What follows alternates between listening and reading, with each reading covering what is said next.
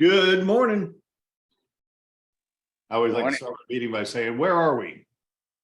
The answer is here. And when is it now? We're here now. And something else I want to start off with this morning. The first song I played was called We Do. Who gets to live like we do? We do. And we're going to talk about some exciting stuff today because we're going to make our agents wealthy if they want to become wealthy.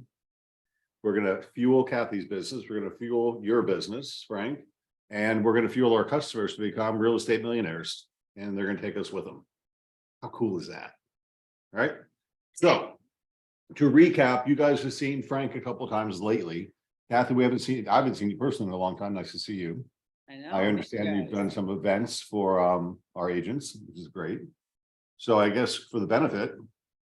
Oh, Kalani. Hi, Frank. Hi, Kathy. So let's do some introductions just in case people don't know. So Kathy, if you don't mind, start with yourself. Tell us what you do, what your company is, and give us a little update.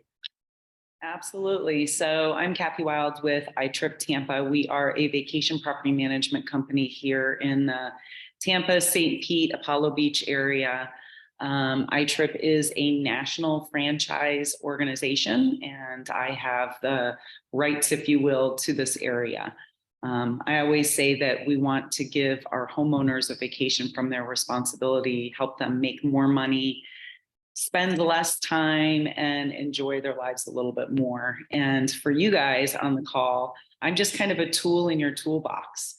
I'm here as a resource for you to help you when you are working with your clients and hopefully help you make a sale.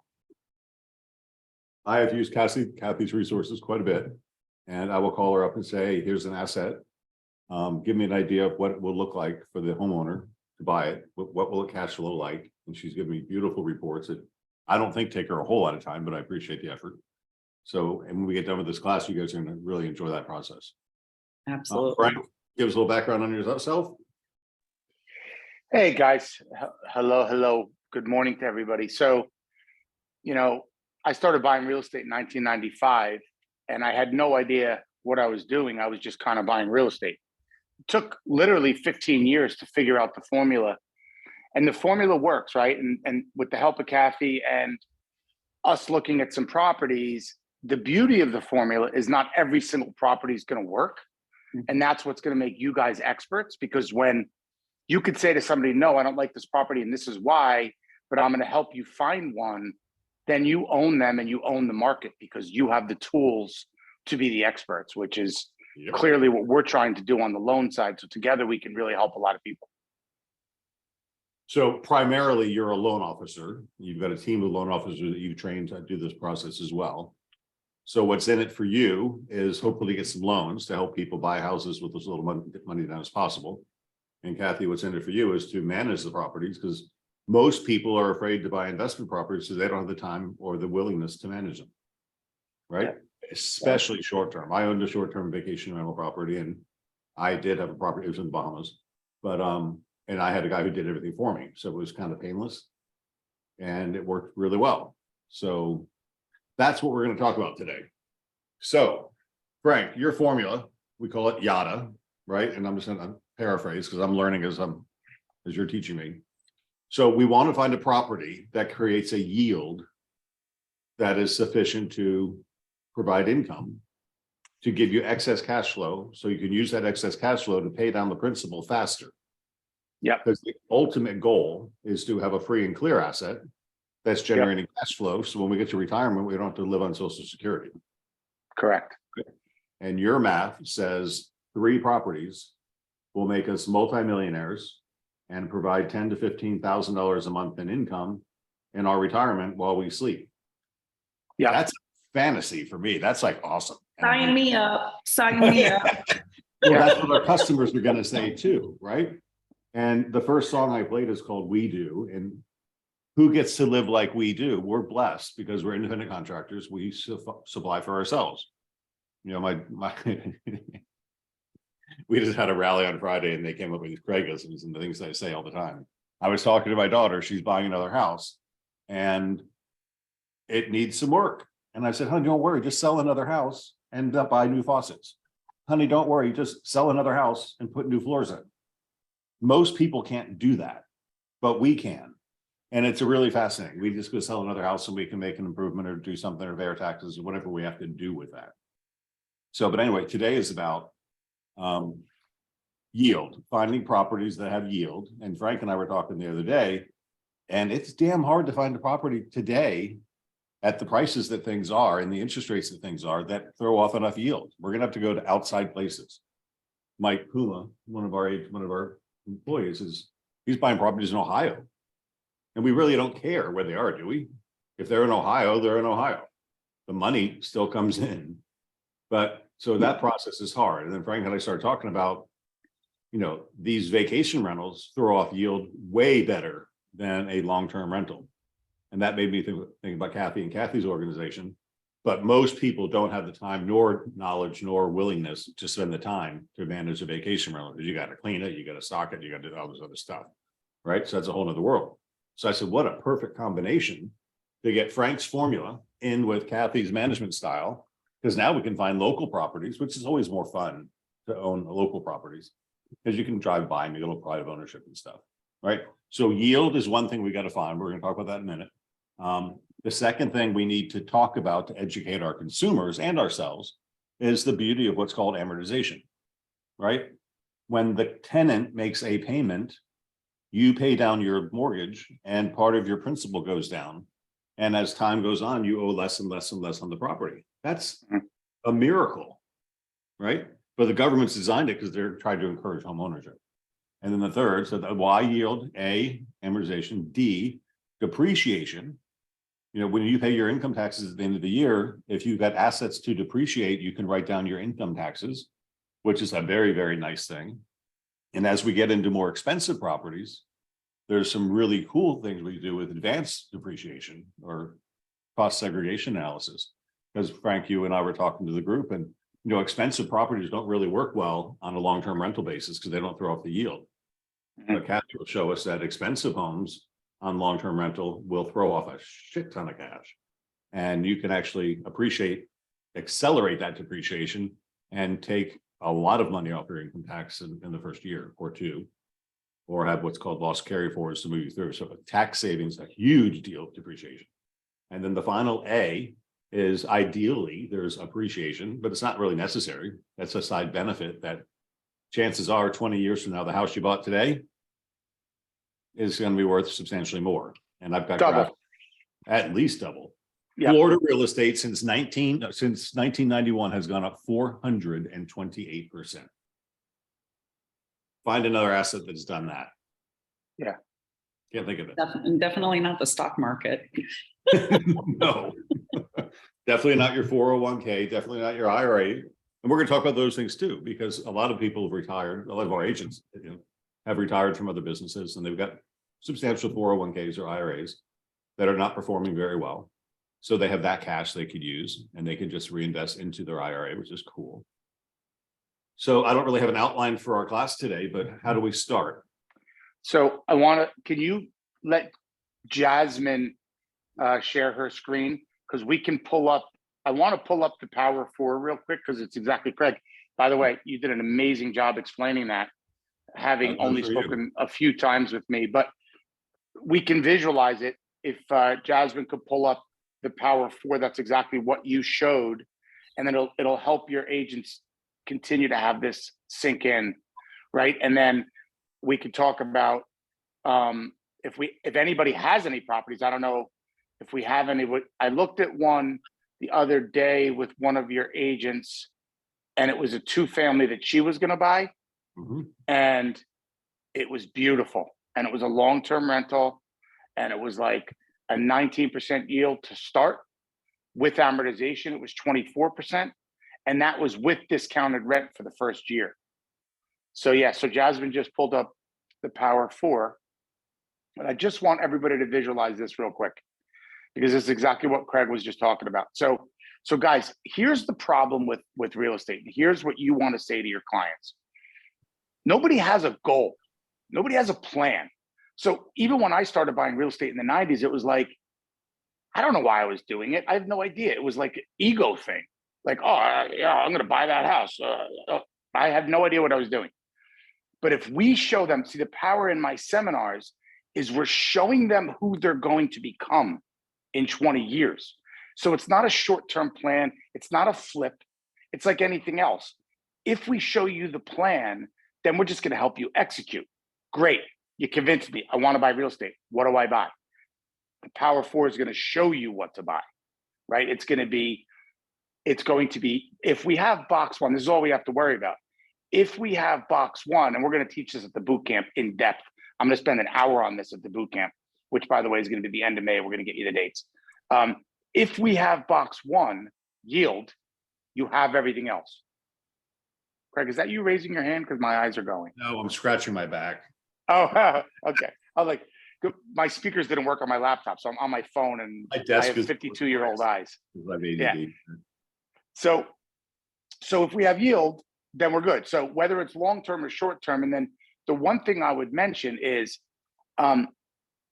we have to help our clients too understand the math around what will happen through the Power Four. So sometimes people come to my seminars, and this has happened. This is literally a true story.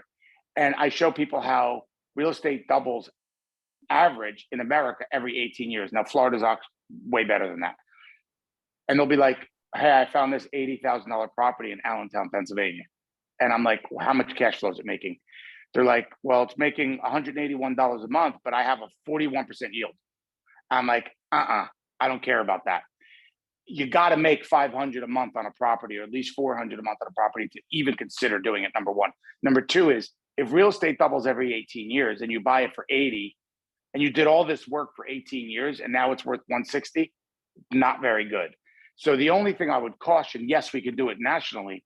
The only thing I would caution is people getting small again, right? Because it's an investor mentality and we want to have the business work.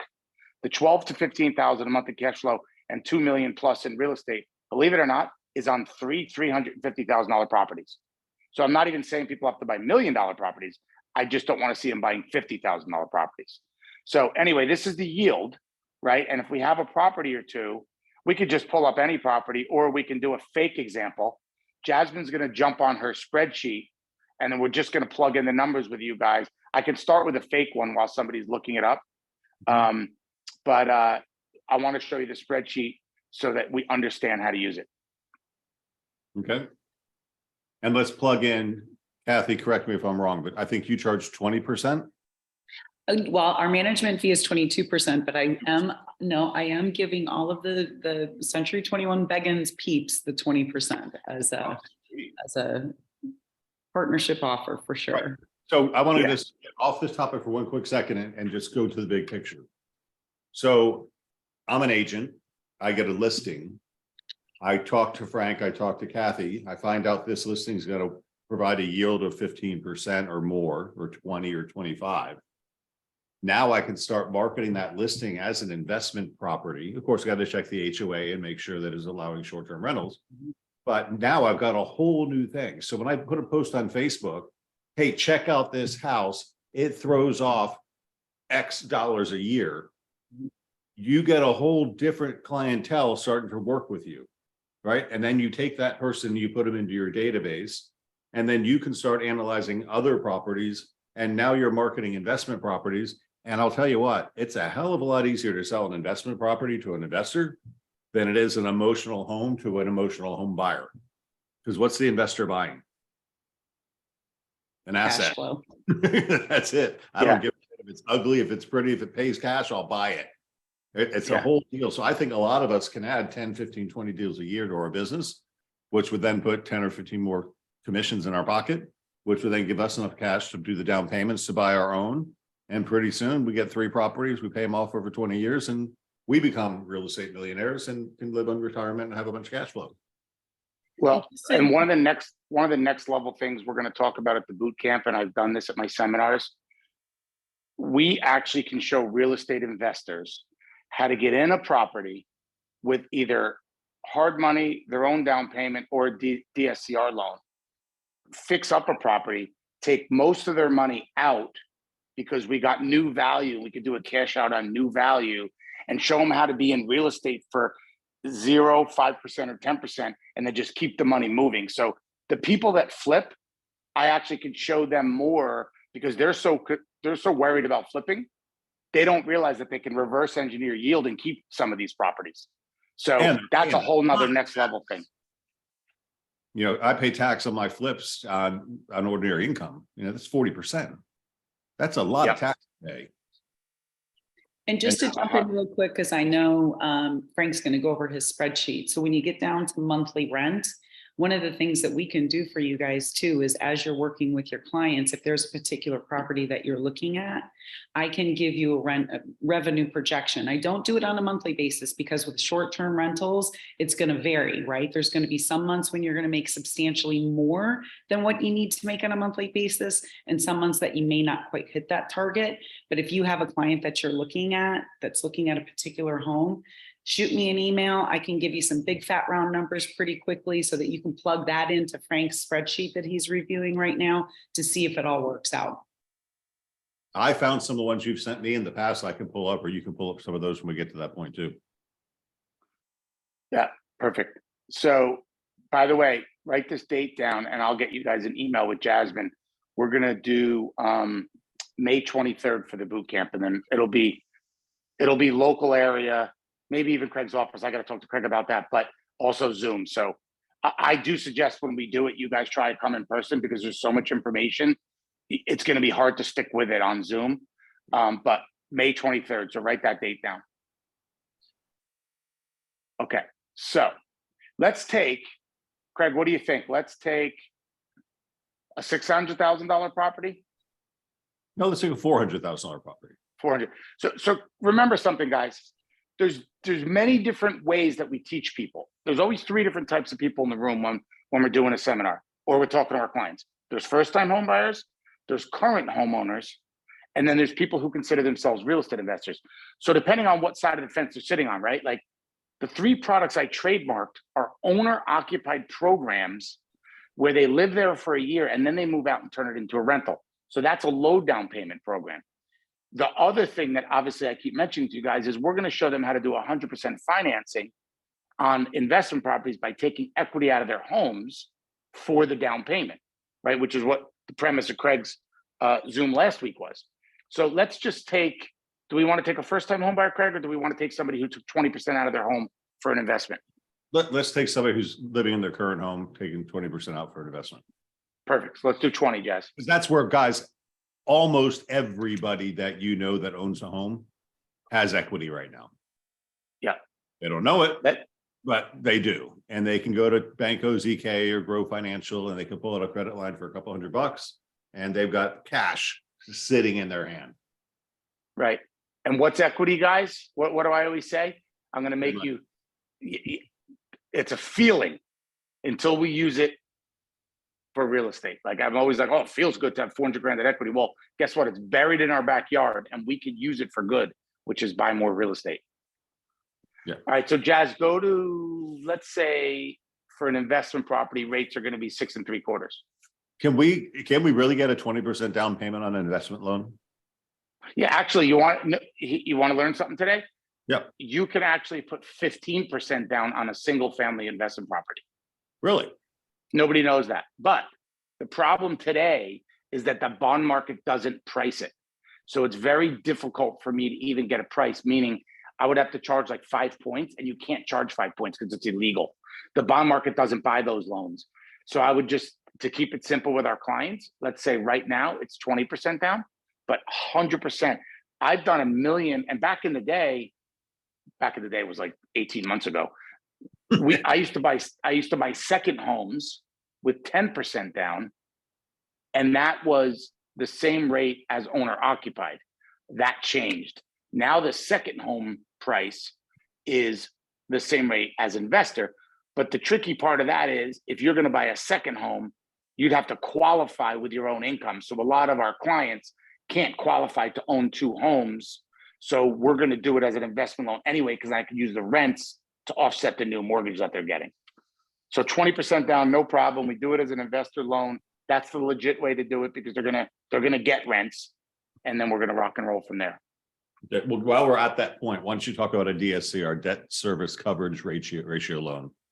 Yeah. That's So for all all of your people who don't qualify. By the way, I meant to say this the other night on stage, but I was very cognizant of Craig's time. Who is the most cheated on guy in America?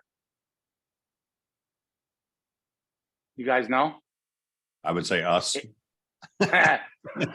Loan officers. If we're not, They cheat on us by calling Quicken Loans and getting lied to. Uncle Sam, right? Uncle Sam's the most cheated on guy in America. And as 1099 employees, you know, we know obviously we write off lots of stuff. So our goal isn't to make you take all your income and pay Uncle Sam.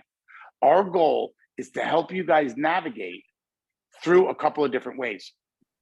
I'll get to the DSCR in a second, but as self-employed people, if you're a realtor for 5 years, all we have to do is show 1 year tax return, show a little more income, pay a little more tax, get qualified for your own loans, get yourself 1 or 2 or 3 properties. So you're going to pay Uncle Sam for another year or 2, then go back to writing everything off, especially with depreciation and accelerated depreciation, all the things we teach. So that's number 1.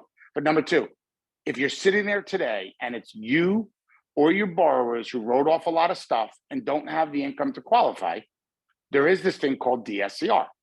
So DSCR is debt service coverage ratio. And what that means is if the property has any cash flow, the rents are $2,500, the mortgage is $2,300. We can lend. No tax returns, no income at all. It's seen as a commercial loan. Now, they have to have a primary housing expense because what they're trying to avoid is somebody who can't qualify for their own primary mortgage and pretending it's an investment property. So a DSCR loan is for somebody who's a homeowner who wants to invest in real estate. Now, the other thing is, this gets a little complicated, but I spoke to one of Sarah's clients the other day, and the woman owned her house outright and wanted to buy an investment property. And she's like, well, I don't really love the rate, but the only way to go was DSCR. So I said to her, look, this is a 6 to 9 month plan. You come in with a DSCR, you get qualified. The minute you have tenants in there, this woman happened to be starting to receive Social Security in September. Now I have a lease. Now I have Social Security. Now you qualify 6 months from now after making 6 payments. Then I refi you into a conventional loan. So if this is a business, don't have a heart attack because the DSCR rate stinks. It's 8.5 or whatever. Look at it like a business, because if it has 8.5 and it still has yield, AKA cash flow, and then 6 months later, by getting leases and getting your income going, we can refi you, you're golden. So there's a plan for everybody, and people don't understand loans, and people certainly don't understand how to tie loans to real estate. And this isn't a plug on me, but it kind of is a plug on me. Even all the loan officers, they just take your pay stubs, give you a rate, put you in an owner-occupied property. They don't have any idea what I'm talking about right now. They're just paper pushers. So we're helping people customize plans. I would say 80% of your customers have the retirement secure in their backyard, literally an equity in their backyard with money buried. We just have to convince them with a long-term plan and then a short-term goal to say, we're going to show you how to do it. So anyway, that's my speech. But let's get back to the spreadsheet. Yeah, because it's real. And I bought 8 or 10 properties as a moron. And then I started figuring out the numbers. I had 5 Harvard educations, and believe me, I didn't make money on every property because I was playing the appreciation game. I was playing the, oh, no big deal. Property loses $300 a month, but it's Crested View, Colorado. And that seems cool to own a two bedroom, 2 bath on the mountain in Colorado. So I'll lose $300 a month.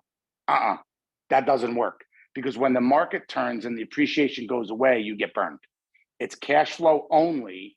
Then we're allowed to look at these properties. Frank, I think go you've back done an to this. amazing job creating a plan and a system to take the fear away out of buying investment properties. Because when you look long-term, real estate has been one of, if not the best asset to own, period. And too many 100%. people aren't taking advantage. And, you know, everybody in Florida right now has equity, and lots of it. I mean, I've got so much equity that the bank won't even give me as much as I have. Yeah, half of it's just fear, right? And fear around not knowing what to do. I always say, a lot of people in America want to buy real estate. They just don't know where to begin. So we're showing them the formula. But the other side of that too is I'm like, hey guys, mathematics is not emotional.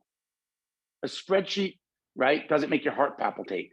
Well, maybe it does if it has a 50% yield, but you know what I mean, right? Like if we have the math, we don't have to be emotional about it.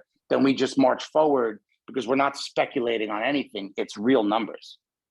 So let's do your spreadsheet on a normal $400,000 house, 20% down, long-term rental. Okay. And Okay, then let's say that. let's let Kathy do a forecast on the similar house. That would be a vacation rental, and we'll watch what happens to the yield. And I think people are going to freak out. Okay, cool. So let's do this. So let's go down the spreadsheet. 400 purchase, 20% down. In green, it shows you 80,000 out of pocket, 320 loan, 6.75 30-year fixed. Okay, so We're wait a gonna minute. add- 80 grand you just lost. I don't have 80 grand.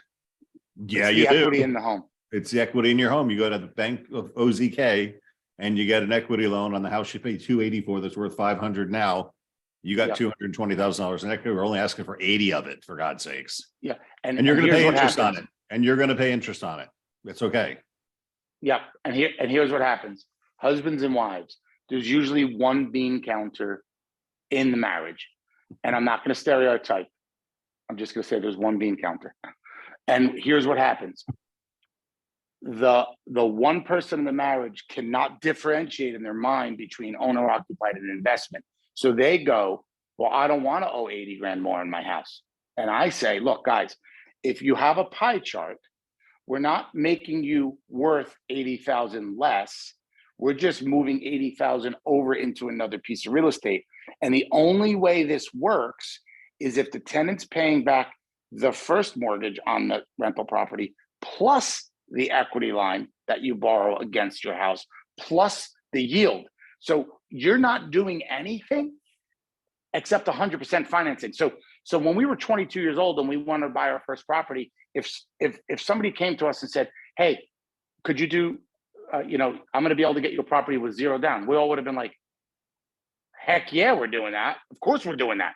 Well, that's what we're doing now. We're using the fact that the properties went up in value to get 100% financing. So half of it is me training these clients on the right psychology around real estate, because one is a house that we put our kids in and our dogs.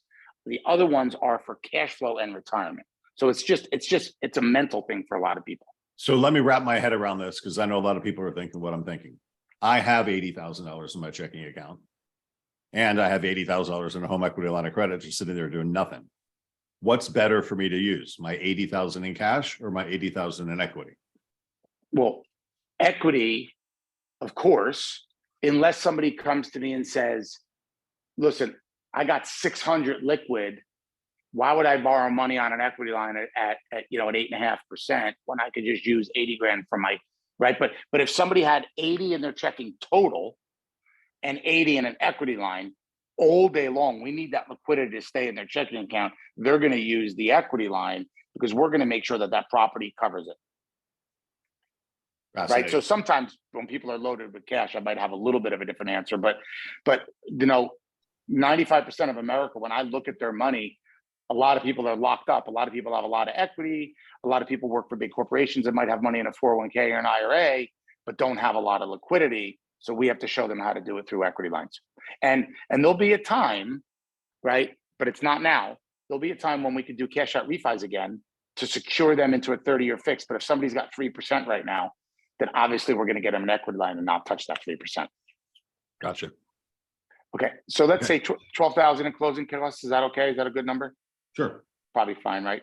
Okay. So then we're going to get to principal and interest, 2,075. Property taxes on 600. We should probably put 500 a month for that, right? Property taxes. Probably a little more. 600. Go to 600, Jazz. Okay. And then Homeowners. what about insurance, homeowners? At least 250 probably, Yep. because we're in a We're in crisis Florida right now. Mortgage insurance, we won't have any because we got 20% down. Yep. Management fee, ooh. My advice is never, ever, ever buy a piece of property as investment and don't have it professionally managed. It's just a bad idea. If the property doesn't warrant it with the management fee, don't buy it. Would you Right. agree with that, Frank? Kathy, I know you agree. Absolutely, absolutely. Well, the thing, and there were some going back and forth in the comments.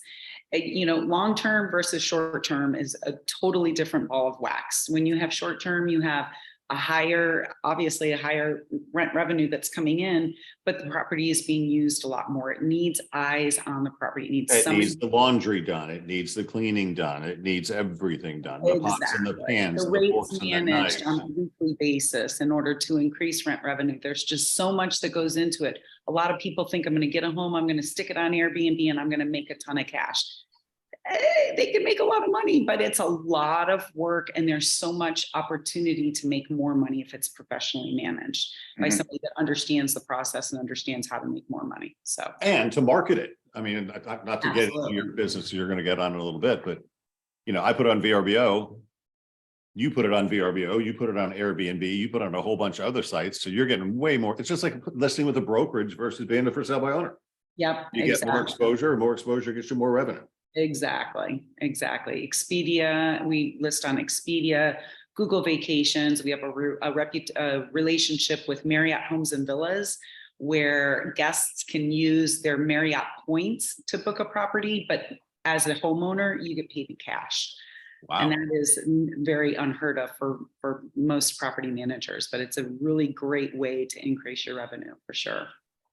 Okay, so Frank, the next line there is management fee monthly. Now, you explained this to me the other day and I understand it, but I want to get it in the public's mind. You built in the management fee into the yield calculation in your 13. Yeah, first we have to know the rent.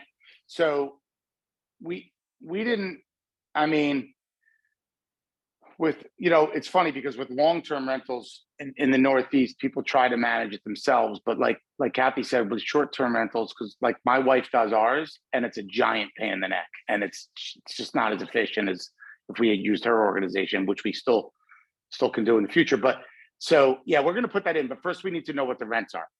So Sure. Why don't we do this as a vacation rental? Or do you want to do it as a long term? Certainly the vacation rental yields are going to be better. Yeah. I and want if we have time, I'd like to do both, but whatever you want to start with is fine. Okay. All right. So let's just do an example here. Okay. So Well, Kathy, With- let's do a short-term rental. So Kathy, a $400,000 house, kind of a basic house. Let's say it's near the stadium or something for football games or something like that. What did you call it last night? You called it a big fat number or something like that. big fat round number. Big fat round number. So we do our revenue projections on an annual basis. So because it is going to have those fluctuations, and that is one thing that investors are going to have to understand, that there's going to be some months that they could make $6,000 a month. There could be another month where it's $2,500 a month, but on an annual basis. So I don't know, Frank, in your spreadsheet, I know you're looking at this right now on a monthly basis. So just divide.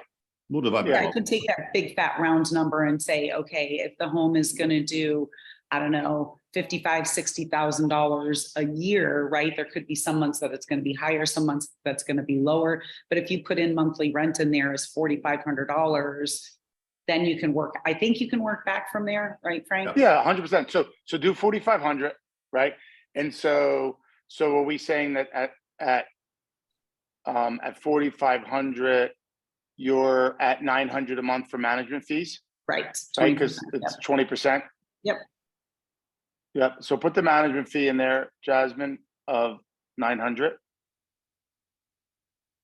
Okay.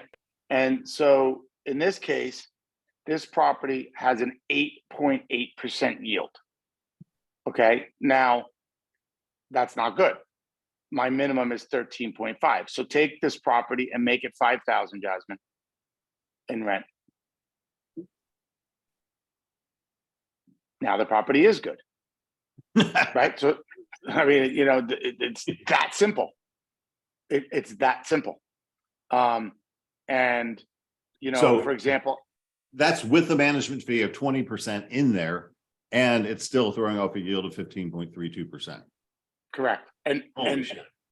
the yield plus amortization, right? Because the natural paying down of the loan is going to happen anyway is 19%. So that's a guarantee. There's no if on that. Mhm. And so also it's got a monthly profit of 1174. You see that in the green box underneath the rent. Mhm. So they're making $1,100 a month.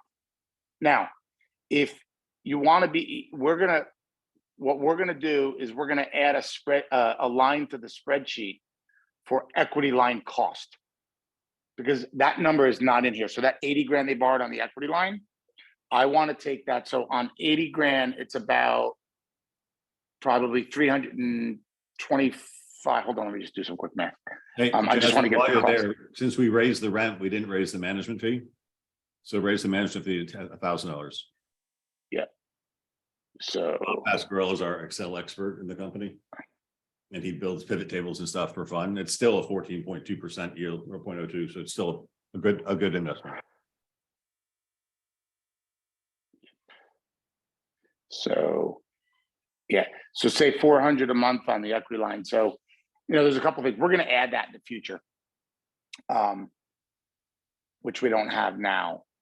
But now, say this is a long-term rental, right? Sometimes with clients, they might want to manage it themselves, right? And I'm, not Kat, do you guys, do you manage long-term rentals or just short-term rentals? Just Yeah. vacation rentals, so just short term. We don't do long term. Okay, so just say for example, the same property had, Jasmine, take the management fee out. Let's say the same property had $4,000 $400,000 house is going to rent for $2,800 a month ish. Yeah, then it's not going to work. But do 2,800. It won't work. It'll lose money. Right. Then it loses money. Now, if that same property had 4,000 in rent, do 4,000.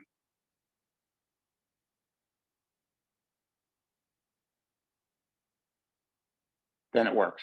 Then it works. Right. So it's all about the math. So the other property we looked at the other day was actually a 2-family, and it was going to bring in $3,250 in rent, and it had, like a 17% yield on a long-term rental. So there's all sorts of things that we can look at with this formula. And like Craig was mentioning, the YADA method, right, is all I did was I didn't do it actually. This guy, Mark Bjorkman, did it. He was in one of my classes. He passed away 2 years ago from COVID. He was like the valedictorian of my first class I ever taught. And he's like, wait, he took the power of 4 and he just literally looked at other people's listings and started advertising on the internet. So one of the things we'll talk about in the boot camp is how to generate your own leads through the YADA method, right? And I was going to name it Bjorkman, but he passed away, so I stayed away from that. And then YADA's cooler because it's the first letter of each of the 4 boxes in the power of 4. So we could start literally going fishing. And once we get a 27 or a 28-year-old who wants to buy real estate, who's not married with kids yet, then we show them how to do this 3 times on owner-occupied investments. And I show them how to put 3.5 or 3 or 5% down on a couple properties. And now it's $1 million in real estate for less than 40 grand. I met, my daughter's birthday was last week, and she went to a little party at Sparkman's Wharf, and a lot of her high school friends came. And I met this young guy. He's 28 years old now. His name's Ben. And he's doing this with short-term rentals in downtown St. Pete, and he's crushing it. He's got a full-time job. He's doing short-term rentals in downtown St. Pete. He's not married. He's just footloose and fancy free and crushing it, building a fortune for himself. Pretty sharp. It is so simple. It is so simple because we can talk about our past clients' children now, right? And we're into this game. We have a mastermind group going on where every Monday we get a prescriptive message. We ask our agents to send out 10 text messages a day to people that are in their phone database. And we're coming up with creative things for them to say. Hey, here's next week's message, probably. Hey, want to teach your children how to become financially wealthy and retire millionaires in real estate? Come to our seminar on May 23rd. Boom. If I had 400 people send 10 text messages a day, holy shit, that becomes market changing. But we got to learn how to find these properties. Yeah, and 100%, 100%.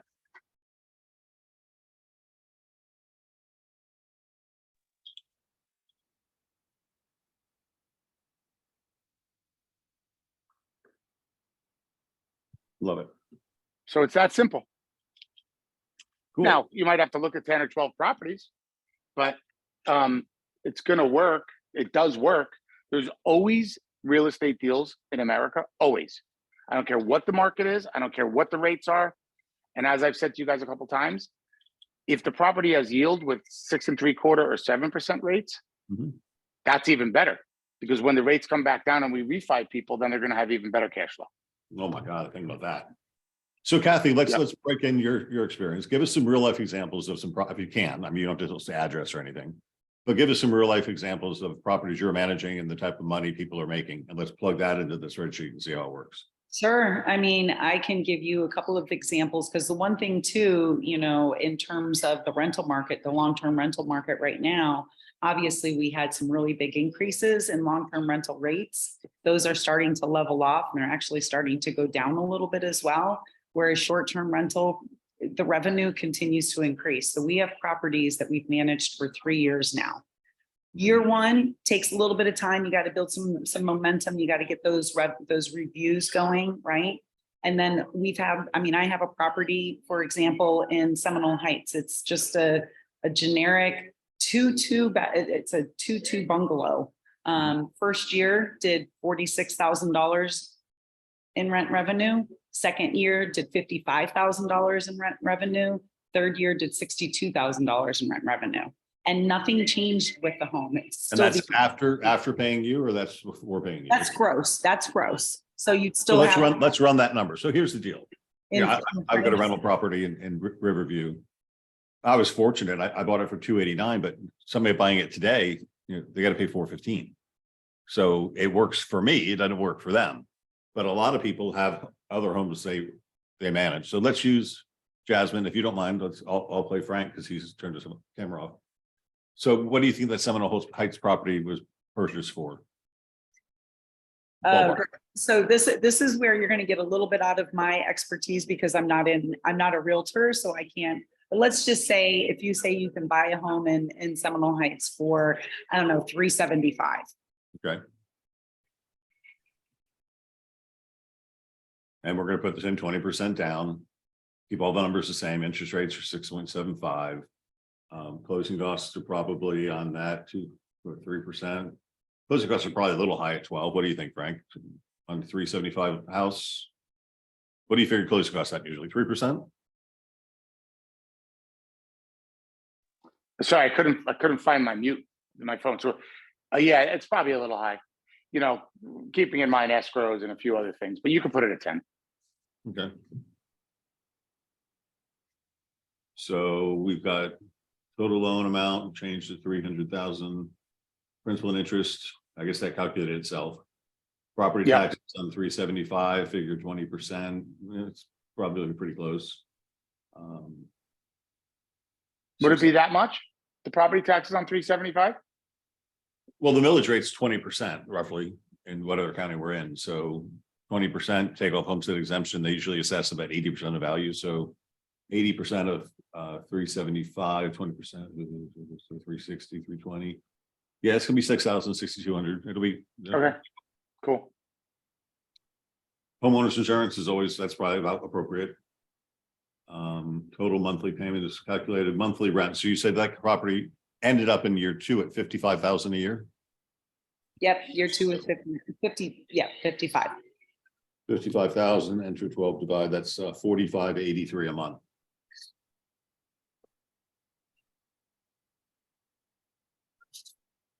Ching, ching, ching. Buy it. Now, of course, you don't look at it. Does it need a new roof? Does it need new plumbing? Does it need new appliances? It's got to be furnished, right, Kathy? Yep.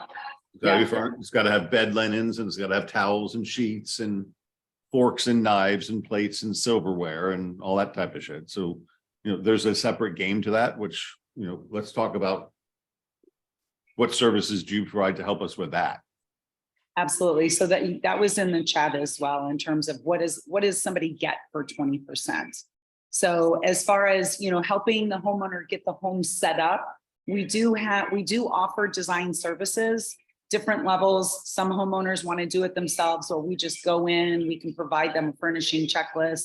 We can give them, what they need for inventory, what they need for linen inventory, everything that they need. They can go out and buy it themselves. We can do the exact same thing and point them in the right direction and say, there's some great couches at, I don't know, fill in the blank, Havertys or whatever.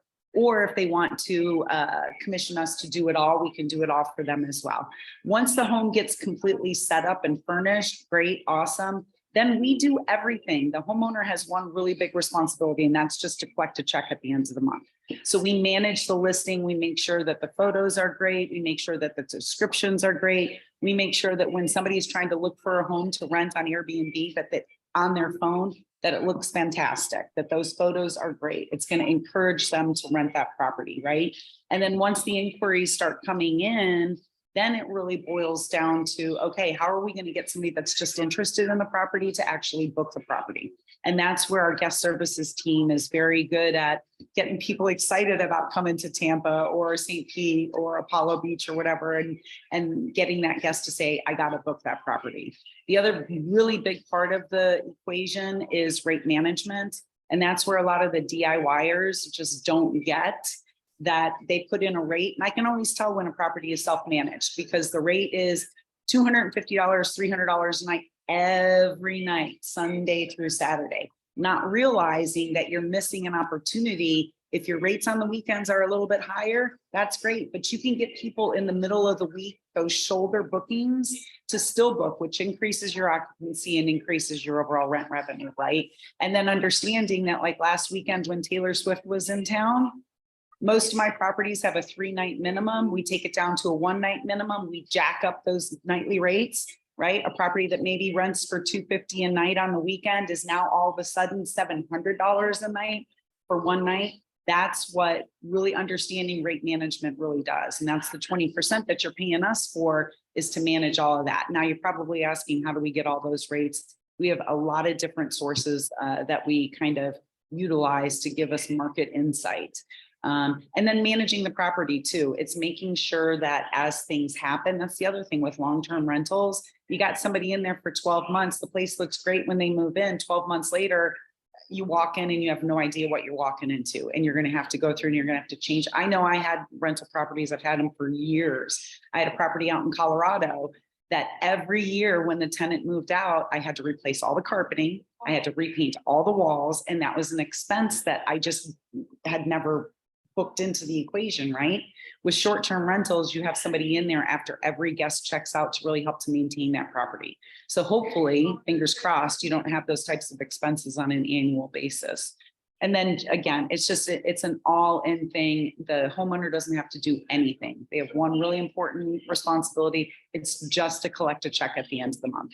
Everything else is left up to us. They don't have to worry about any headaches of getting a phone call at midnight that the toilet is clogged. And what are they going to do about that? Right? We take care of all of that for them. They just get a check and they don't have to worry about it. Well, I'm super impressed. So Frank, this property with all these numbers we just put in there is now yield plus amortization at 28.99%. So Well, that's you got to put in management fee. So management fee is not included in there. If you pop in management fee of $900, right? $900 management fees. Yeah, to be fair. Okay, so it's a little tight at that number. Mhm. And that's why I say that the hard part is finding these properties, right? Because I don't know, somebody online who knows Seminole Heights, give me an idea. What can you buy a house for in Seminole Heights? I mean, you can't really buy a decent house, but Kathy too. I mean, do people rent houses in Seminole Heights? Why? They do. I mean, Seminole Heights just came, to the top of my mind. I'll be perfectly honest with you. Some of our best performing properties are in Apollo Beach. Apollo Beach was rated as one of the best It short-term was rental markets in the state of Florida. top 10. Yeah. But that's when waterfront homes were 400 and 500. Now they're 800 and 900. Yeah. So it's really, And what I always say too is if you're looking for an investment property, especially if you're going to be using it as a short-term rental, think about what would bring you to a home to stay, right? So if it has a pool, forget about it. It's going to kill it. You can take that monthly rent and you can take it to $6,000. You can take it to $7,000 because people want to come down to Florida and they want to stay in places that they can enjoy themselves, right? So pools are a really huge draw. And it could be a home that you buy for $375,000, right? You put a pool in after at $50,000 or $60,000 and be done, right? Wow. But even Well, markets also- like Riverview, Yep. Frank, Yeah. you live at Lakewood Ranch. I bet that's a pretty popular place. Yeah, there was a rental the other day, and it wasn't a great house. It was a $500,000 house in Lakewood Ranch in the Greenbrook section that they were trying to rent for $6,000 a month because you get the people that are dealing with builders, and the builders taking a year to build the property, and the older people want to get down here, whatever, and then they pay a lot of money. Let me say this too. It's all based on the numbers, but the other side of that is, I don't know if you guys remember when I did the little seminar material. If we had $4,500, let's say we have $55,000 a year in rent right now, with inflation the way it is, rents double every 22 years. So this is the worst it's going to be, meaning they're only going to go up over time, which our brains don't understand. So we just have to look at a spreadsheet and historical charts. So even if this property, I'd still buy this property, 12.53. Yeah, it's a little light, but guess what? It's only going to get more and more over time to outpace inflation. Pamela just asked Kathy on the short-term rentals, do you get deposits up front? So if they do damages? No, there's every platform is different. So the way that we manage, and I apologize for the background music, you guys, I'm in a location that I can't control it. But anyways, as far as deposits are concerned, no, but we do have a program through iTrip where we do a LDW, a limited damage waiver, which does collect money from the guest, which helps to cover for damages. But generally speaking, if damages occur during a stay, we go after the guest for those damages. So if they punch a hole through a wall, if they throw a baseball bat through a glass window or what have you, guests are responsible for those damages. If it's just normal wear and tear, if a wine glass gets broken, if the sheet gets stained or what have you, those are things that LDW would definitely cover. Gotcha. Kathy, Cool. do you have anything that cures a house getting wrecked by a hurricane? So Because that was my house down in Captiva. I don't have a formula for that. yeah, no, as far as homes that I manage, Kidding. that's the homeowner's Yes, I'm responsibility. kidding. They got to cover that. That's not my deal. Sorry. Yeah, and I'm just making a joke, trying to keep it light because I visited the house this weekend and I'm on suicide watch. Yeah. But that does bring up a very realistic issue. If somebody slips and falls and breaks their back in a property, who's responsible for that? Yeah, Right. so that's a great point. So I teach my people liability umbrella. A liability umbrella is a very inexpensive way to insure against lawsuit, much more powerful than an LLC. I'm not going to talk about LLCs today, but liability umbrella, I have a $4 million policy and it cost me $1,250 a year. I So- recommend it too. I've got a big umbrella policy because if somebody gets, even though they get hit, if anybody accused me for anything, they're going after that. Yeah. And, let's talk about some of these things too. What was I just going to say? Wow, in one ear, out the other. It was liability insurance, slip and fall. I did that the other day. Don't worry. We're in our 50s. Yeah, so a waterfront property. So Frank, you and I were talking about rentals the other day, and we said basically expensive homes don't rent well.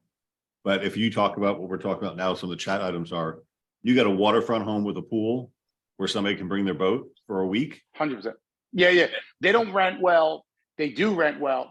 It's just not a good long-term play. If you buy $1 million house, wherever, Apollo Beach with a pool, the short-term rental numbers are going to be outstanding. It doesn't even have to be $1 million house. It could be a 1,300 square foot house with a pool on the water. Doesn't have to be $1 million. I'm managing a couple of them down there where the homeowners one bought for $625, decorated it. They are killing it, killing it. The last 2 months, I've written them a check for over $10,000. That's after my fees, after everything. They are just killing it. So again, if you're looking at that, a short-term rental or a vacation rental, if you will, just think about what's going to draw somebody to that property. What's going to make them want to stay there? Because the more they're going to want to stay there, the more money they're going to want to spend, the more money you're going to make. All right, so I'm going to wrap it up here. So guys, here's the deal. You know what I'm going to say. Awareness gives you flexibility. Flexibility gives you options, and options give you power. So you're now aware of something that we weren't cognizantly thinking about, right? And that makes you more flexible to look at things in a different way. Awareness, flexibility, options. Now you've got more options. When you're looking at a house, it may not just be a for sale house. It may be an investment house. It may be a long-term rental house. It may be a short-term rental house, a vacation rental house, right? And that gives you power. So I think it's just awesome. And think about the reward for yourselves personally, building generational wealth for your family, right? And all you got to do is sell a couple more houses. Think about the benefit of you helping your clients become generationally wealthy through the same asset. And by the way, you earn a commission. And now think about your past clients' children who are in the early 20s now, starting out their lives, and how they could start with a long-term plan to become generationally wealthy using real estate. You've got 3 new talking points to talk about. And what's our job?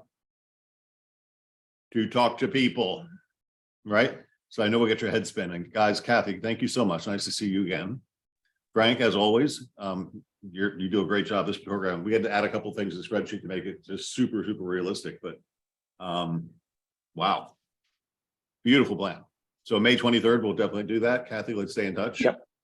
And do you guys want to just for finally put Kathy already put your information in the chat box, but Frank, you want to re-put your information in the chat box? Yeah.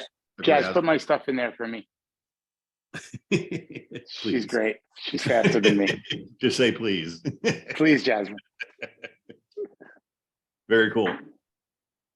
Yeah, and I'll get you guys a flyer on the boot camp, and we'll get everybody invited and rock and roll, and we're gonna have a good day and have our thinking caps on and be able to be the all-encompassing agent for our clients on every aspect of real estate, which is the key, because then they're going to come to you for everything, every thought, every question, everything.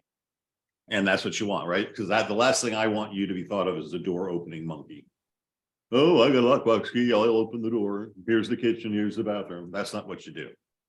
We're building people's minds and changing the way they think and helping them build generational wealth, which is an honor, really, if you think about it. Amen. Cool. Well, thank you both. What is today? I don't even know. Thursday? Thursday. Thanks, Thursday. everybody. All right.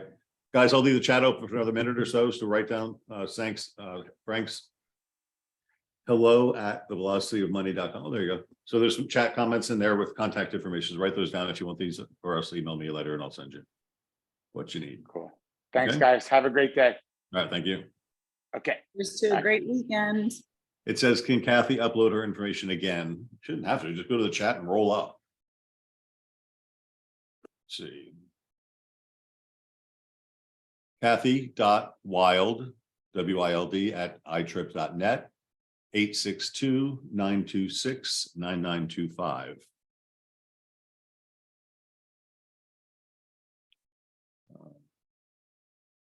Oh, you did it again. Perfect. Great weekend, everyone. Thanks, everybody. I'm in the class now. Have a good one.